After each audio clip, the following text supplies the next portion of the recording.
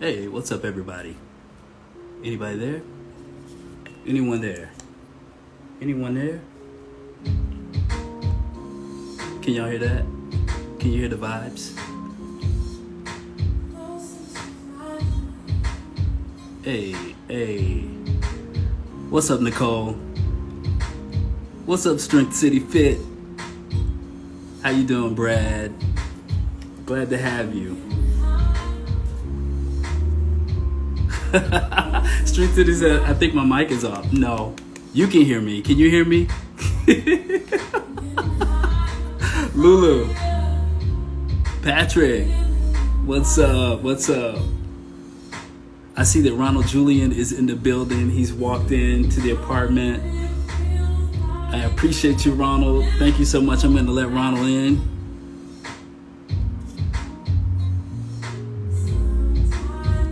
Ronald, hold on for 1 second. What's up, Sprightly Scott? How you doing, buddy? You have to say the whole name. It's that iconic. All right, Ronald, bring you in.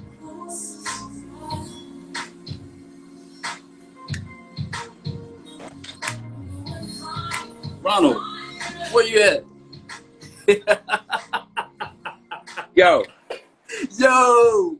Hey, What's up, man? I had to kind of come correct. They say as you get older, your ears continue to grow, but it seems like my head continues to grow too, man. This thing doesn't quite fit like it used to, you know?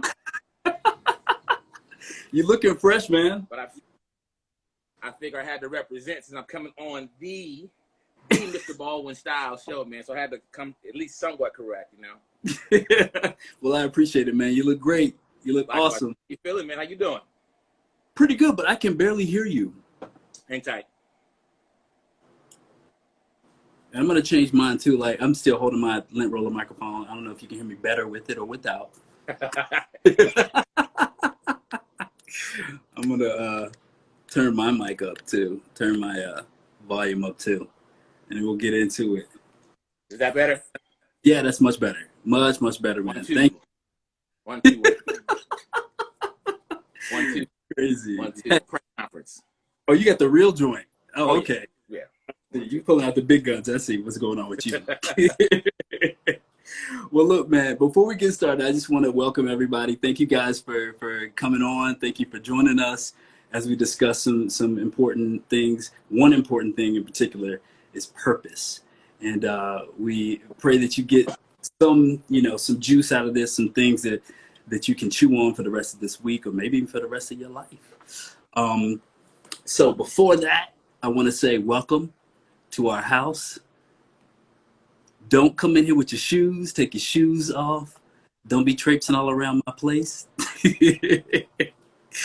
And aside from that, clear your mind. Just be, all like willing to just receive and be open to a new perspective. And it's all love here, guys. So I also want to prompt you that if you see any weird comments or people saying crazy stuff, like, please strong arm them. This is a safe space, and I want to make sure that it remains a safe space, and that, conversation is fruitful. So any craziness, strong arm them, take them out, send them out. I'm giving you the ability to bounce on people. So that, and also if you have any specific questions, chime in and ask some questions too. But guys, this is my friend, my brother, singer, songwriter, pastor.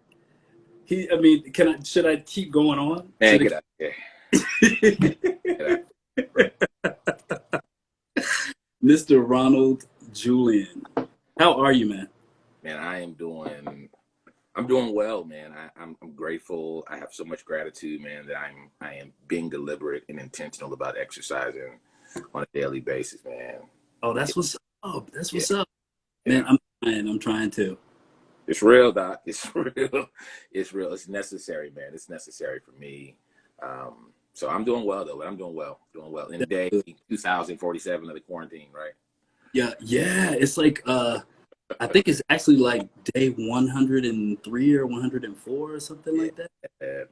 Which is crazy if you think about it from a numbers perspective, but Yeah. the time really has kind of, well, depending on the day for me, the Right. time has flown or it's been like, oh, this has been forever. Right. And then of But course you rolled in the protests on top of that, you know. absolutely, exactly. Yeah, protests and everything that's going on, man. It seems like a lot. Like what have you been doing during like all this time? You know, for me, man, so one of the things that I always believe in doing, man, is reinventing yourself. Okay. And so it kind of springboards off of the premise of continuously learning, continuously growing, and really digging in the well, man, that God has placed so many deep, deep things on the inside of us. And so a lot of times we feel like, oh, I am a singer, so that's all I'll ever be, or I am a, you know, Yep. writer, so that's all I'll ever be, or I work in finance, and so that's all I'll ever be. But the reality of it is there's so much on the inside of us. There's so much potential on the inside of us. And so what I try to do, man, is look for opportunities to redefine myself. So I've been really like becoming a student over the last couple of months, man, learning about some different things in finance and real estate, uh, looking to kind of dab my toe back into some more aggressive investing practices and strategies and Okay. stuff like that. But also, man, just trying to be a dad. I've got two small Yeah. kids, Yes. and Cute as a button. Both of them are so cute. yes, those are my hearts, man. A 4-year-old and a 2-year-old. So me and Dee have been trying to um, uh, coordinate our sanity. Uh, in managing Cool. the two of them, and not trying our best to not let them feel the pressure of what's going on Of course. around us in our world today.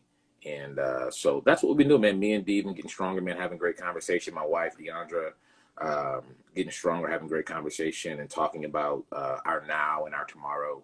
So right now, man, I've been trying to strategize and game plan, man. Strategize and game plan for when all of this is over. I want to come out better, stronger, and I Yeah. hit running. You know what I'm saying? Yeah, yeah, exactly. And just Yeah. to let people know, like who the people who've joined in, welcome and thank you for tuning in. Um, Ron and I met probably like, gosh, I can't even remember. It feels like we've known each other forever. Yeah, But it's got 2012, right? yeah, 2012. something like that. So 2012, I was singing a praise and worship team at our former church, and like as soon as we met, like it was like instant brothers. Like just cool guy, always chill, always just an awesome person in general. So I appreciate you, and all throughout the years, I know our friendship has gotten deeper and stronger. When I thought about purpose, you were one of the first people that came to mind, and obviously we kind of had a pre-conversation about this with Courtney, and Courtney was like, you know what I'm thinking.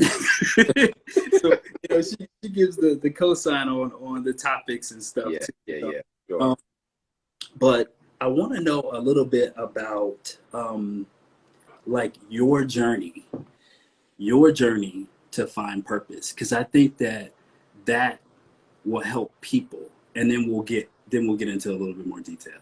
Wow. So in other words, you want me to truncate. Uh, I know. In a very how much time do we have? How long is this conversation? How long we got? whatever. We just vibing. We vibing. Yeah. Okay. If I feel like we're, I'll Yeah, yeah, yeah. yeah. You can yank my Mm-hmm. chain. So man, basically for me, I kind of stumbled into purpose. I kind of stumbled into it. So growing up a church boy, my grandmother, it was church all the time. I'm from the South. I'm from New Orleans. Yep. Yep. And it was just church all the time. Church was such a incredible and critical part of so many lives of friends, family. It was a safe space beyond just the spiritual components. It was where you met lifelong friends, and where you got a chance to kind of experiment, if you will, Yeah. on your singing. You had your Easter poem, your Easter speech you had to do. So you're working on your or orator skills and all these Yeah. different. Yep. You know, Yep. Got to and be a leader. so I kind of stumbled into this musical piece, man.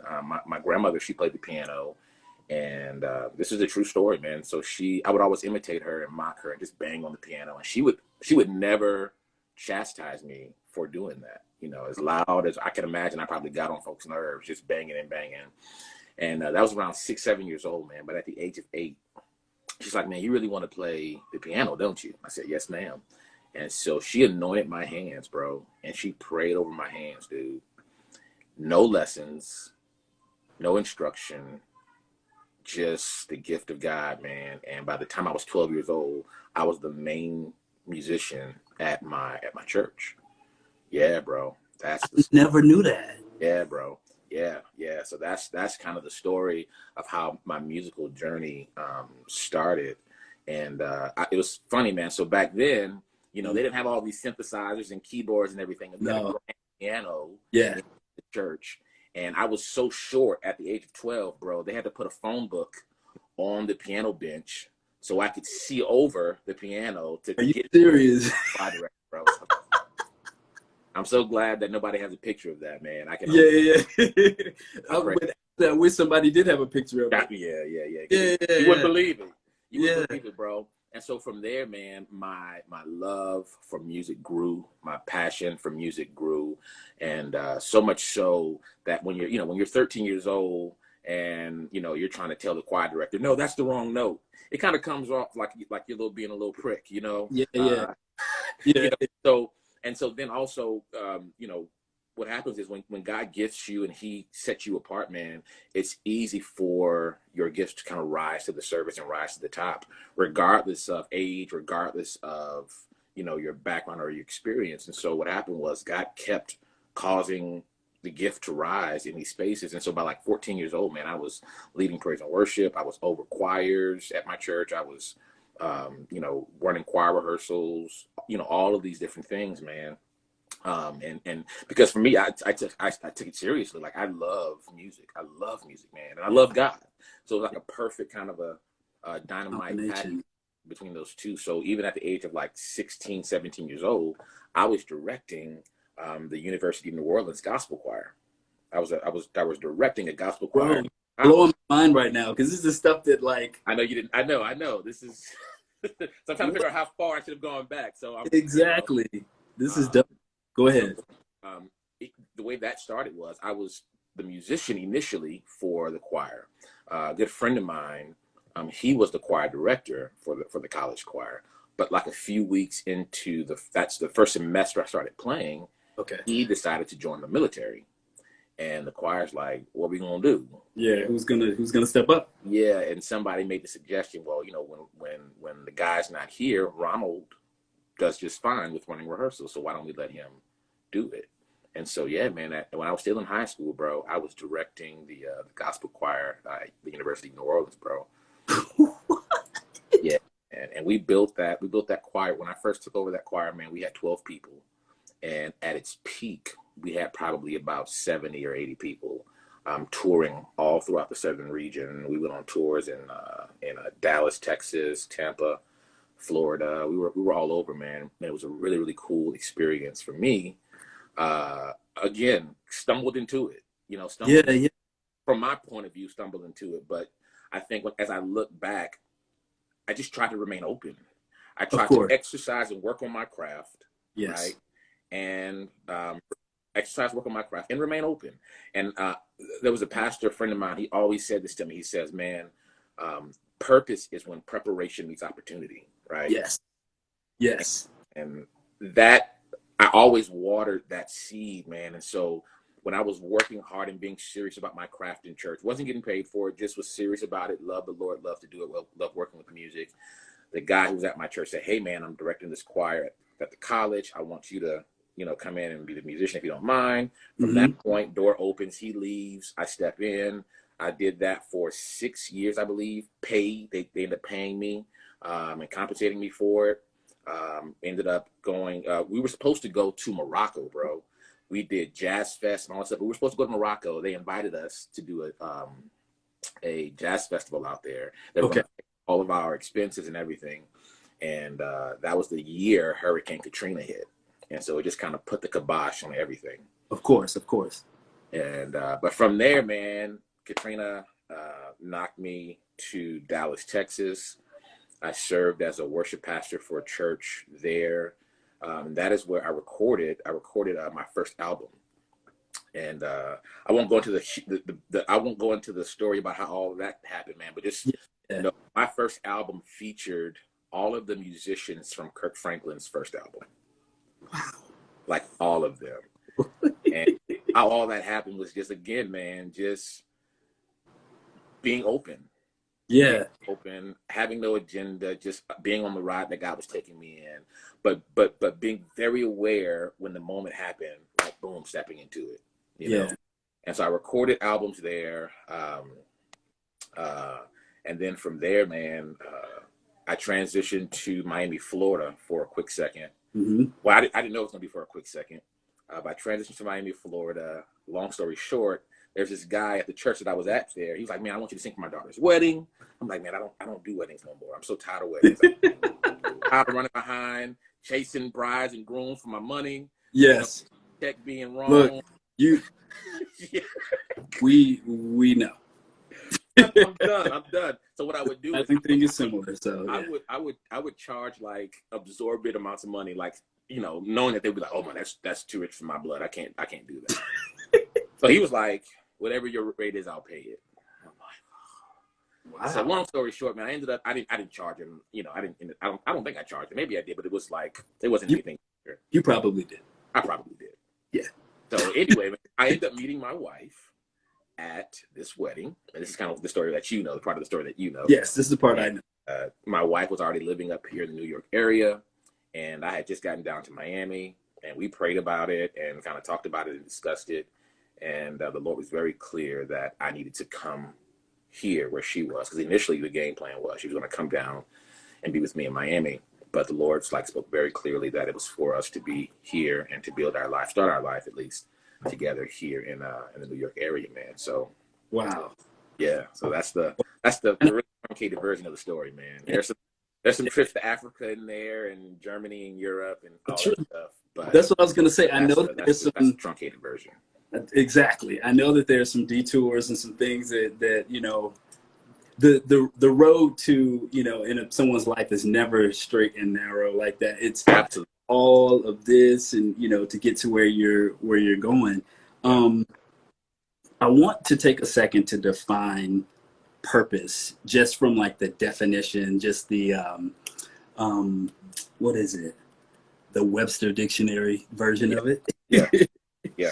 Oh, actually, I see one of my friends, Preston's on here. He's giving us some hat love. All right? I saw him. He's giving us some. I knew I had to come. I couldn't let Donnell down, man. I had to come a little bit. I had like 5 hats sitting on my table trying to decide which one I really. So I'm trying to. Man, I hope I didn't let you down, man. I hope I didn't let you down. I'm sure any of them would have been fine, but back to purpose. Back to the purpose of this session. So. The first definition reads, the reason for which something is done or created, or for which something exists. Yep. That's the first definition. The second one is have as one's intention or objective. So I think just from my, thinking about it or whatever, it's kind of a duality of, setting an intention, being purposeful, and also kind of residing in purpose. So like one is actually like just being and living and going through life and being open, like you just said, and receptive. And the other thing is setting an intention. Mm-hmm. So I want to kind of go from that angle. And there's a quote that I saw that said, do you believe that the purpose of life is to live a life of purpose? Do you believe that?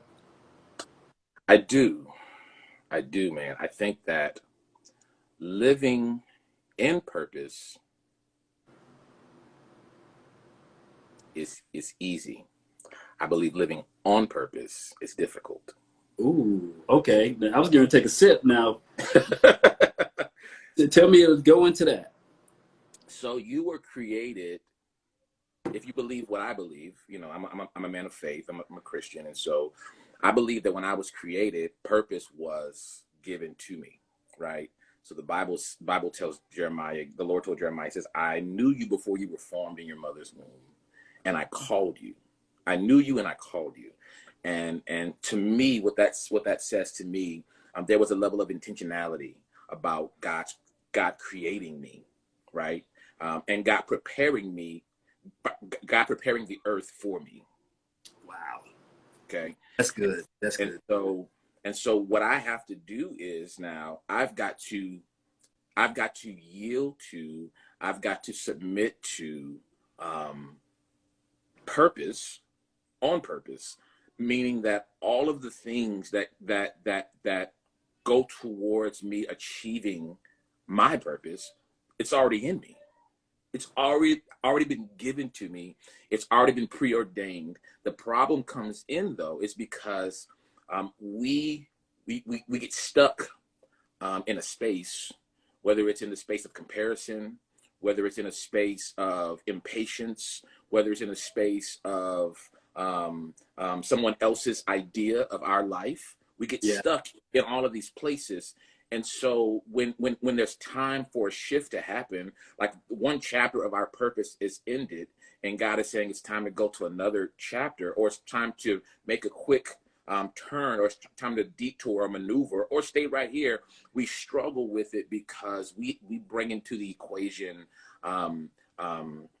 our, I don't want to say our carnality, but we bring into the equation our thoughts and our minds, so much so because the Bible says his ways are not our ways and his thoughts are not our thoughts. And so we get so busy trying to solve a problem that's been solved in our life. What? You See, know? and if you could stay right there for 1 second, like, I don't think that a lot of people feel like their problems have been solved. I don't think that they take it from a place of everything that I need, I have. Mm-hmm. Like, everything that involving purpose, everything is already within me. Yeah. Yeah. And for me, I think that's a process sometimes for people. Oh, no doubt about it. I've been in this faith for, I'll be 40 in November, and I've been a Christian. I've been a man of faith. I accepted Christ into my heart and walked this walk of faith at 8 years old, and rededicated it at 14. But I'm still coming into the fullness of what it means to walk out and live out purpose. Yeah. Excuse me, 1 second. I need to go. Hi, Trip. They've escaped the warden. They've escaped. Trip. What's up, Trip? Yes. Yes. I Trip have is no making idea. a debut. Can you say hi? Can you say hi? Hi. Can you say hi? Guys, this is his daughter, Tier. Okay. There she is. All right. So, Tier. Oh, she's adorable. She's adorable. thank you. Come on back. This is quarantine 2020, baby. This is Hey man, this is live. It's fine. I don't care. This is fine, man. It's all love. All love. So yeah. So the point of like walking out and figuring out purpose, it's a life journey, and but there are things that I believe instinctively reside in all of us, where when you see it, when you experience it, you know it. You know, when you are wrestling. I mean, I communicate. I shared this with you the other night when we were all talking about you, man. Just what God is doing with Style, what God is doing with you guys, and you know how you guys have been consistent because you had a vision. God gave you you guys a vision, and you've been consistent over years when the calls weren't coming, and when the phone wasn't ringing, and when the check account was lower than it's ever been, and all of these different things. But purpose says, it's like purpose doesn't respond to money, purpose doesn't respond to how many people are calling you. Purpose responds to what's on the inside of us, and we talk about vision can only be fulfilled when purpose is understood. That's good. Somebody write that down. You know, vision can only be fulfilled when When purpose is purpose is understood. understood. Now listen, that doesn't mean you have to have all of the steps, Okay. all of the details. It is a purpose is a reinforced notion that I know what I'm supposed to be doing. Yes. Purpose It just reinforces it. a vision, right? We want money to reinforce a vision. We want people's approval to reinforce a vision. You know, we want mommy and daddy. We want, you know, our girlfriend or our wife or our, you know, husband to reinforce a vision. But no, but the reality of it is, what has God placed on the inside of you? Dig into that space. Come to a place of confirmation about that.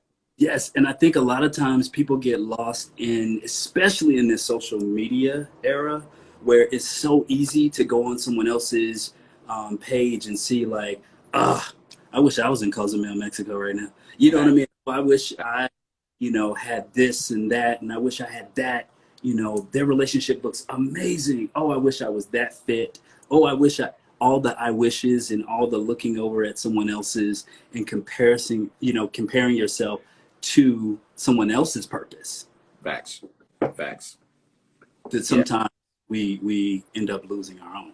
We veer off, man. We veer off, And the thing about it is, if I love fishing. And not from the shore. I mean, I love going in a boat and going out deep into the water and fishing. The importance of going out on that boat, though, is you have to know where you're going, your longitude and your latitude. If you get off even by the slightest degree, it can send you into a whole other place that you had no intention of being. Yes. And it's the same thing. You've got to make sure that your vision and your purpose are lining up so that when people try to distract you by even the smallest degree, right? Mm-hmm.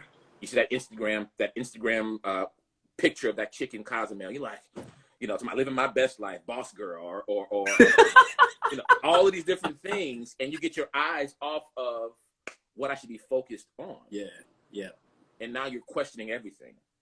Yeah. And then the thing too with that, and I want to stay here for like a second longer. What I found to be helpful is if you find yourself doing that, if you find yourself looking at someone else's thing and you're not really sure right now what your purpose is and you're overlooking at someone else's or whatever, just purposing with intention. You do realize on Instagram, you have the power to control what you see. Yeah. So I had to go through a deep dive one day and just start unfollowing things that made me feel weird. Yeah. Like things that made me feel like a little bit like, I'm feeling a little some kind of way about that. Yeah. Me unfollow this so I can stay focused on my path. I want to follow people that are of like minds, of like hearts, of like spirit. They're going where I'm going. I see what they're doing or whatever. Why am I following this person who's on stage, whatever with Beyonce, you know what I mean? And I'm like, you know what? I can sing too. Now I could be singing back up for Beyonce. Like, you know what I mean? Just that type of thing. Yeah. So my question is still in that vein is what if you are that person and you've been distracted and you've kind of lost your purpose, like you've lost your purpose. Yeah. Like, how would you advise someone who feels like they've lost their purpose? Wow. Or they're so one of the yeah. I think that first of all, I would say calm down, don't panic. Yes. Calm down. No, seriously, a lot of times we do, man. We panic when we look up and we look around and we're like, I'm not where I thought I'd be at this point in my life. Yes. And we start panicking and we start making, erratic decisions and erratic choices. And so I think that's the first thing you gotta, I'm going to say this, and I say this all the time, but I think it's so appropriate for this conversation surrounding purpose. Feelings are meant to be indicators, not dictators. Okay. Feelings are meant to be indicators, not dictators. Not dictators. And so you can feel lost, you can feel overwhelmed, you can feel unsure, but you have to be careful because feelings are temporary. That's why they can't be trusted, right? And so because, you know, you go for that interview or you try to secure that account for your business and it falls through. And now all of a sudden, because you feel disappointed or you feel rejected, you can start questioning your whole purpose, Yeah. or the entire vision that God gave, and you're questioning it. What I will tell people: take a nap, go to sleep, take a nap. Just as something simple as that. Yeah, clear your mind. Clear your Right? mind. Clear your mind. Talk to someone that you trust. Talk to someone that you trust, that you can trust with your vision, that you can trust with not just with your vision, but when you are not. It's almost like me and my wife's marriage. When we're going through something, I don't talk to people that I know are going to give me advice that will pull me further away from her. I talk to people that are going to hold me accountable to the vision that I made with her and I set forth with her back in 2012. Yeah. And so I've got to do the same thing regarding the vision concerning my business, concerning my job, concerning my purpose. I've got to talk to people that are going to always challenge me and keep me accountable to what I said was my purpose, to what I said was my vision. And so when those rainy days come, when those stormy days come, when the dark days come, when the bank account is low and the rent is due, it doesn't change what you feel when you believe in your heart is Yes. your purpose Yeah. and Yeah. your vision. Those things don't change that. Dude, that's so good. I heard a message years ago that still resonates with me to this day, and it's get away from those who have your problem, get around those who have your answer. Yes, that's good, man. Write that in the comment section. That's some good stuff right there.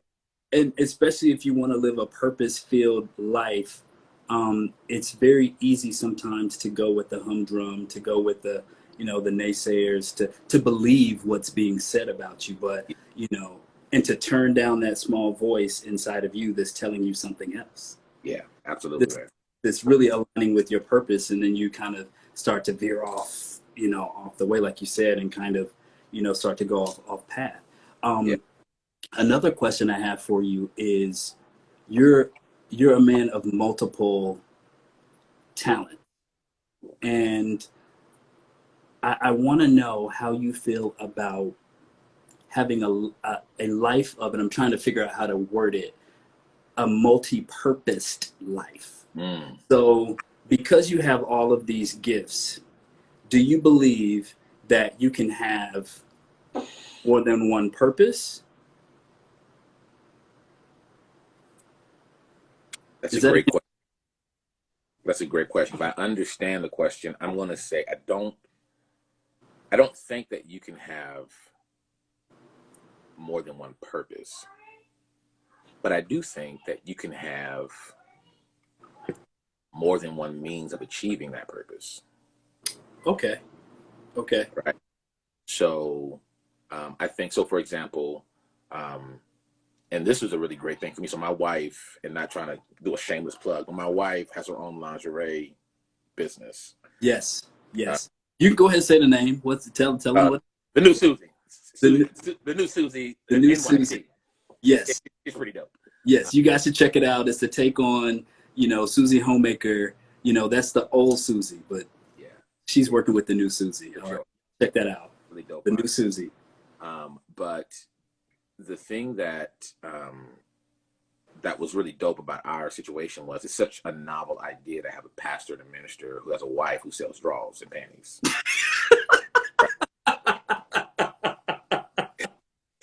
Ooh, it's controversy. And it was so cool because in my own coming to a resolve about this dynamic, there were things in me that God was showing me about my own ideas surrounding purpose. Mm-hmm. But guess what? The light needs to be represented in every sphere of influence. Yes.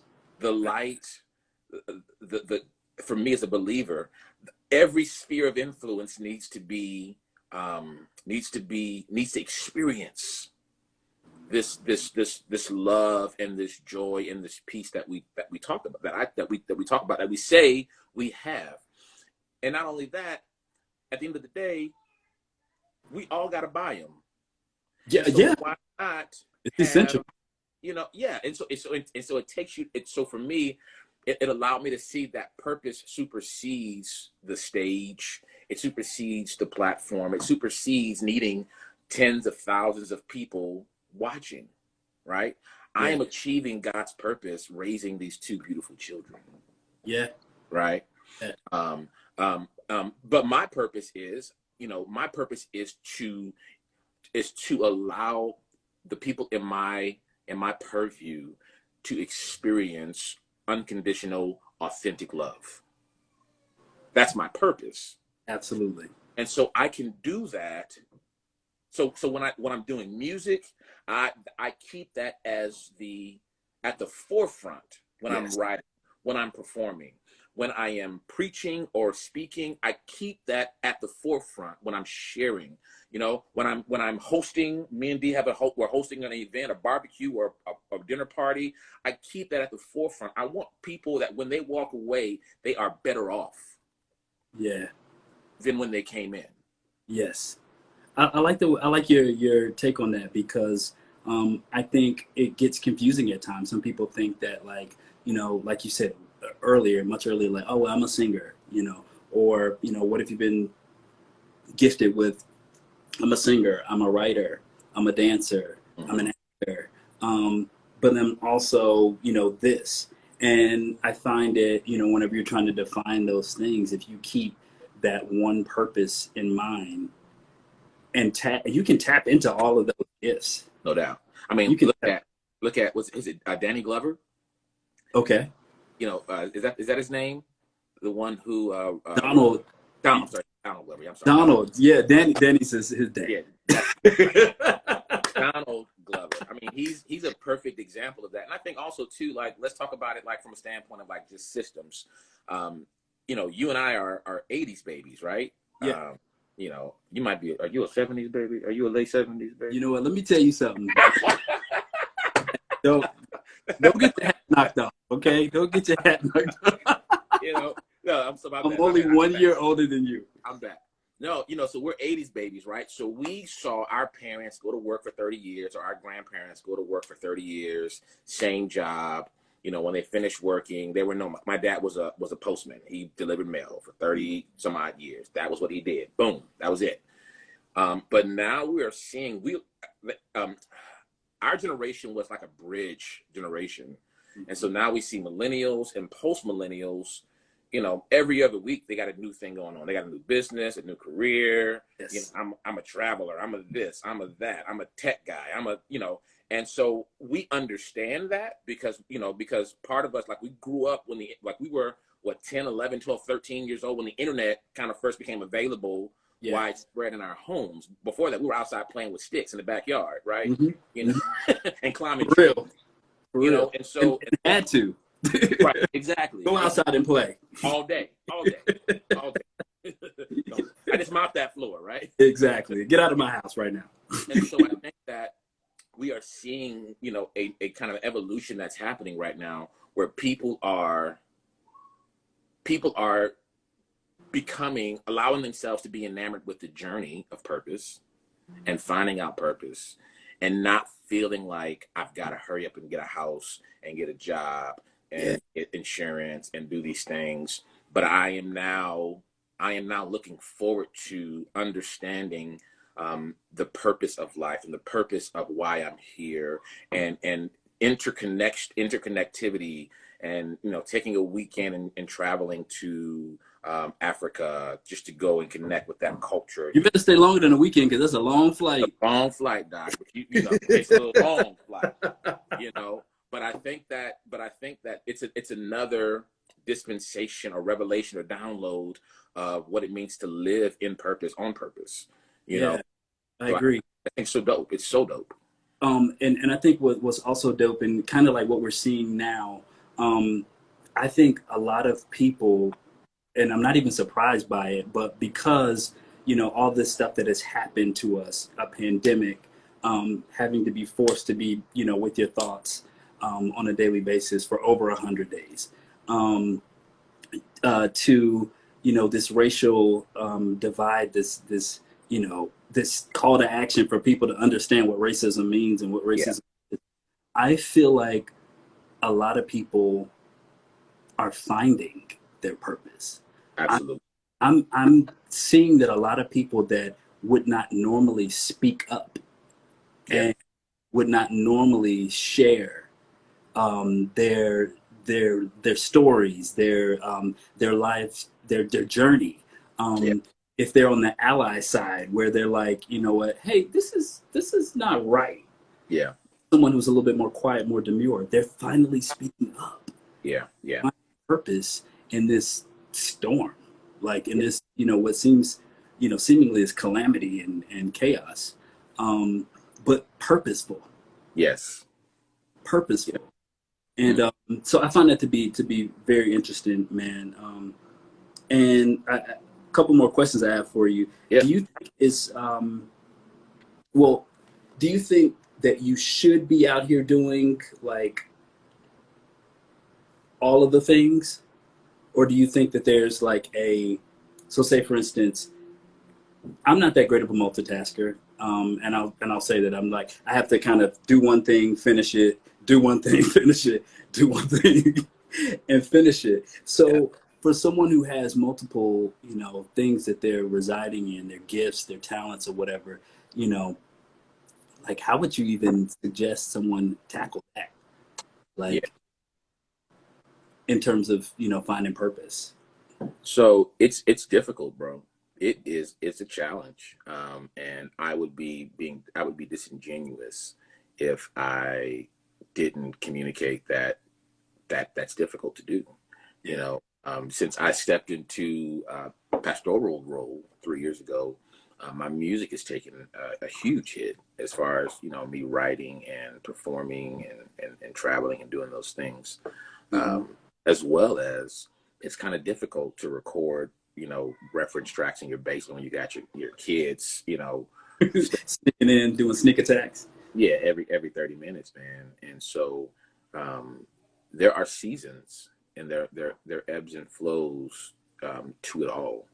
And I think that we've got to be okay with listening to the season and sensing and knowing the season, because if you have to put something down for a season, doesn't mean you can't pick it back up, in due season. And I Yeah. think that we have to be okay with that. And that took me a while to like kind of wrap my mind around being okay with my hitting the pause button Yeah.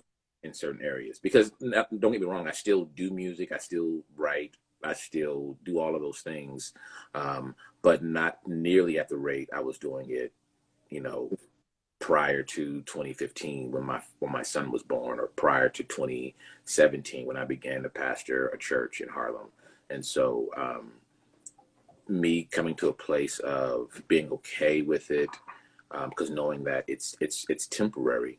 It's a temporary place in my. Because listen, we've all got a certain amount of gas in our tanks, Yes. and That is so true. and when the when the gas runs out, it runs out. Yeah, and sometimes I'm a Miata, and sometimes Come on, bro. Come on, bro. sometimes I'm an excursion. Yeah, exactly. And when the gas runs out, it runs out, and you have to decide what areas of your life get the gas. What you're going to spend your time, like right now in this season. My kids need gas. They need they need me. In a way, I'm laying foundation for them. I'm laying foundation for my young son. I'm laying foundation for my daughter. And so they need me in a way. And so I've had to divert gas or energy, that would have been used in this being in the studio for 3 or 4, 5, 6, 7, 8 hours. I have to re-divert that energy now to laying a foundation for them. Yeah. You know what I'm saying? Yeah.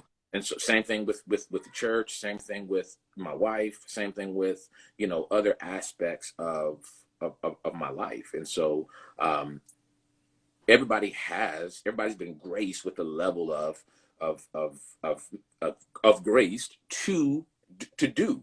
And so my tank may only hold, 15 gallons worth of gas or fuel for the task of the day.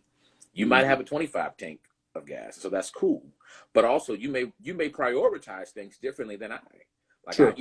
some people feel like, oh, my kids, my wife got the kids, they good, they straight. And so they're going to put all their time and attention to a particular thing. And so, but the key is recognizing and knowing, what kind of gas tank you have. When that sucker is empty, it's empty. Yeah, it's done. It's empty, man. And what are you doing? Like, how intentional are you being about refueling and filling up your tank for the next run, for the next mile, for the next chapter, for the next day? Yeah. Yeah. Well, I want to read this. I found some like 10 steps to like living a purpose-filled life, or at least discovering your purpose. And the first thing says, direct focus on one thing.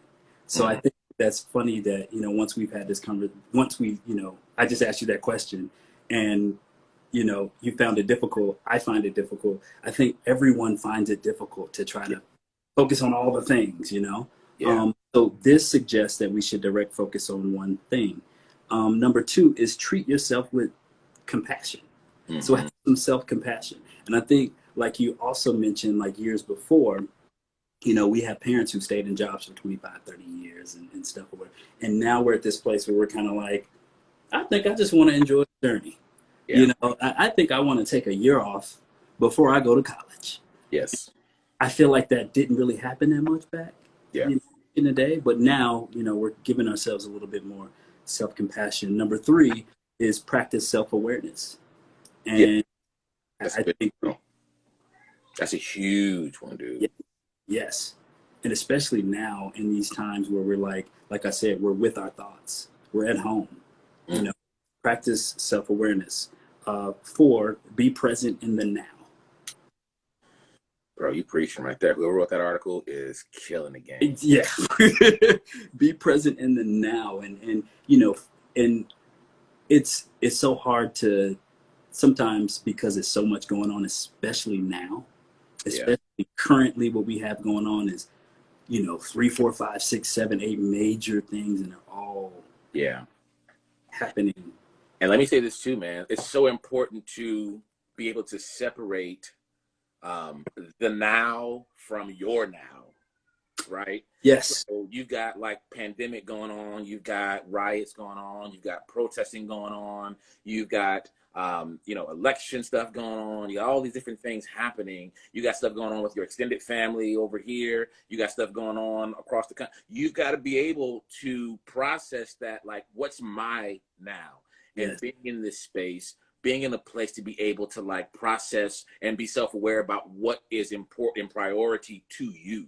Yes. Because if you mess around and you extend yourself far beyond, one of the things that I tell my members, I said, the idea of tithing, the principle of tithing goes beyond just giving 10% of your paycheck. It goes so far beyond that. It is about understanding that God gave you 90% of everything, of provision to fulfill purpose, right?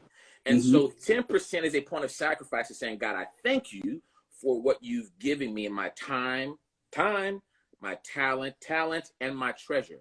And so here's the deal. This is why it's so important to like be connected, because it does your purpose and your vision no good if you have given yourself to everybody and to their now, and you have nothing left for your now. Yes. That is so good. That's so good. Oh my God. That's a lesson I had to learn, because by nature, my personality, I'm a pleaser. My personality is I'm a pleaser. And so what happens is you want everybody to be happy, when everybody, you good, y'all straight, so on and so forth. But leadership will force you, like if you're a good leader, people are not going to be happy with you all the time. No. And that was a point of stress for me for a season of my life. But then I had to like come into realization of what my now is. Like where is God? What is God doing with me now? Where is God taking me now? What is important to do now? And I can't spend so much time texting folks and putting out fires. If you don't know my heart, if you don't know the heart of me, you don't know, that who I'm endeavoring to be, and the consistency of my character. You know what I'm saying? You're not worth the time. It's not worth the time for me trying to make sure and I appease every single person. I'm wasting energy. I'm wasting time. I'm wasting talent. I'm wasting my treasure. Yes. So I've got to be in my now. I'm sorry, man. No, but you preaching on that one. That's the fifth one is show up to life with passion. It's good, so bro. Bring passion to life. All right. How you show up in life is important. Number 6 is live a purpose-driven life. So once you have done all the things, then keep that thing, that vision, like you mentioned earlier, in the forefront of your mind. So that keeps you focused. That keeps you on the path. Number 7 is learn to give and receive. And like you just said about the giving portion right there, it's nailed on the head. It's perfect. Yeah, let me if I can just echo one thing about the giving and the we have to hear me real good. This is the pastor saying this. Don't hear me when I say this. It has been hammered home about the importance of us giving. I want to hammer home the importance of us receiving help, right? Being okay with saying I need, being okay with when reinforcements come, to receive it. That is not a sign of weakness. No, it's not. It is not a sign of weakness or fragility in any of those things. It is communicating. It is the exchange that is supposed to happen in the earth. Yes. It is the exchange, and you're not supposed to just be on one end of that. Nope. We're supposed to be on both ends of that, the giving and the receiving. Because guess what? The receiving keeps us humble. The receiving keeps us humble when we realize the network of people, the network of friends who want to see us win and they want to pour into us. We've got to be willing to receive that as well. Yes, sir. Gosh, I tell you, we could go on like for hours on each of these points. I'm trying my best not to interrupt you, man, but it's just some good stuff, man. It's fine, man. So the 8th one is listen to understand. So in this quiet time now, listen. Get quiet. Listen. If you can, as much as possible, go in the bathroom if you have to escape from, all the noise, maybe the kids or whatever. Go by yourself and listen and try to understand what the purpose is. Number 9 is subtract, not add to your lives. And you talked about that just a couple of steps ago. Eliminate those things that no longer serve you. So you can't do all the things sometimes. You can't do all the things. So you got to subtract some things out, and that'll help you stay focused. And the last one is set goals. Set goals, set deadlines, set things that, sometimes for me, it's just wake up at 10 a.m. Instead of waking up at 1 p.m. Wait, I'm going to wake up at 10 a.m. Today. And, you check off those goals. That was I wanted to purpose to wake up at 10 a.m. because of X, Y, Z. I needed more hours in the day to achieve whatever it is that I needed to achieve. So listen, we've got less than 5 minutes. Okay. And I want you to, in a very, I don't want to say succinct, but, I really want you to leave the people with just a word about purpose. It maybe could be something we've already talked about or whatever, but what would you say to people that you want to leave with them about purpose? Well, first of all, everybody has one. Everybody has a purpose.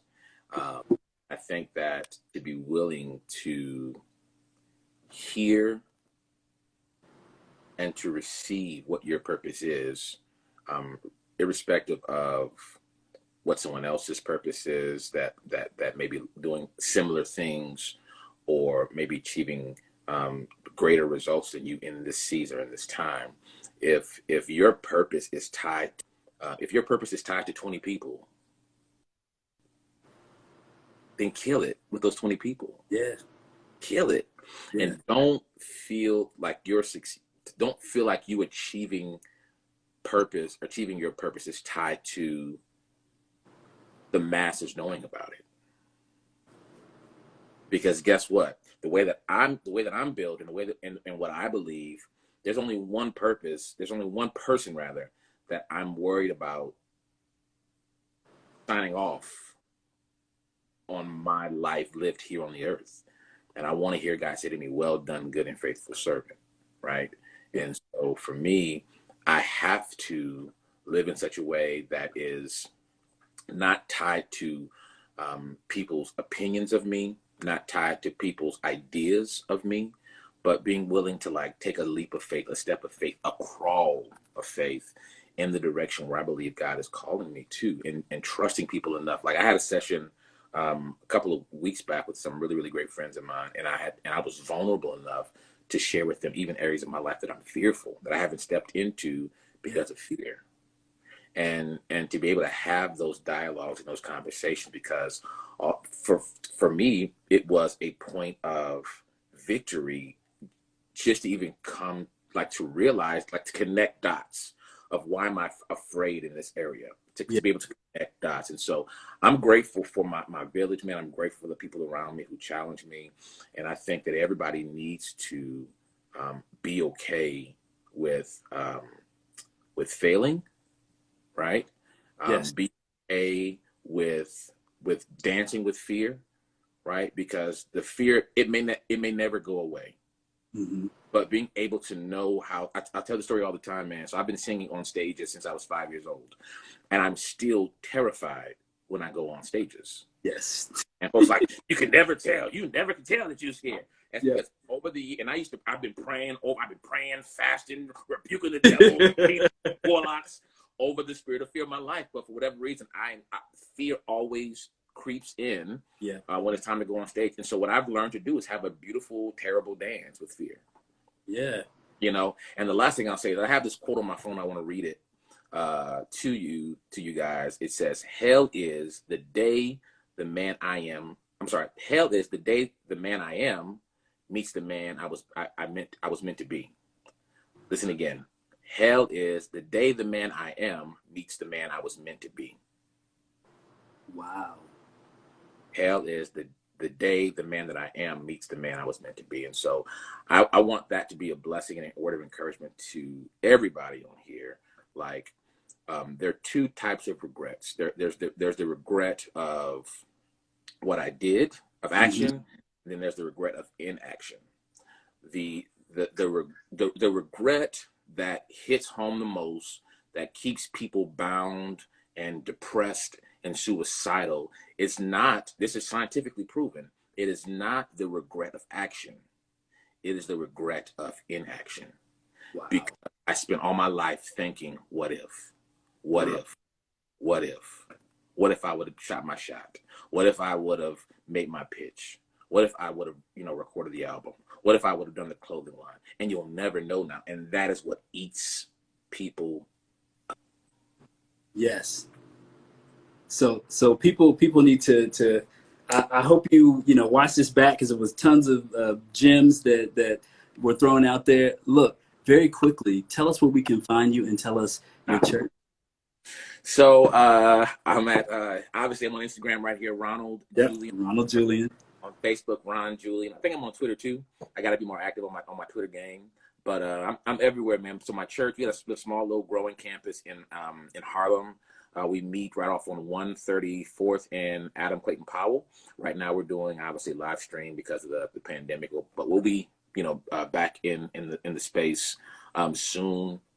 And we're just growing, man, and trying to be better and be our best versions of ourselves. And that's it, bro. That's it. That's what you can find. You're amazing, man. I love you. I thank you so much. It looks like we have like 30 seconds left, and I have a whole nother situation that I want to do, but what I'm going to do is bring you back. Please, bro. Please. We'll talk a little bit more about either this or something else, man. But I just want to say I love you and I appreciate you, man. And I thank you for your purpose in my Likewise, my brother. Likewise, man. And everybody that is on this live right now, man, I want to just let y'all know, man, Donnell is as real as they come, bro. He is authentic. Only fool with real dudes. I only fool with authentic brothers, man. And he is real deal. Him and his wife, they are just a